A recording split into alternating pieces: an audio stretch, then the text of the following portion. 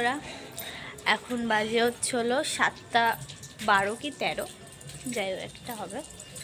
তো এখন বেরোচ্ছি হলো একটু কেনাকাটা করতে, মানে কেনাকাটা বলতে একটু ক্লাসের কিছু কেনার জিনিস আছে, তো একটু বেরোচ্ছি। আর এইদিকে একটু ঘাট পাড় দিয়ে একটু ঘুরে আসবো।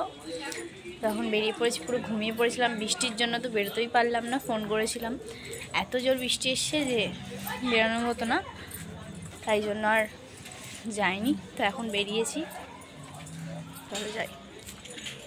বললাম আমি এখন হেঁটে হেঁটে ওদের কাছে যাই, গিয়ে তারপর একসঙ্গে দেখা হচ্ছে।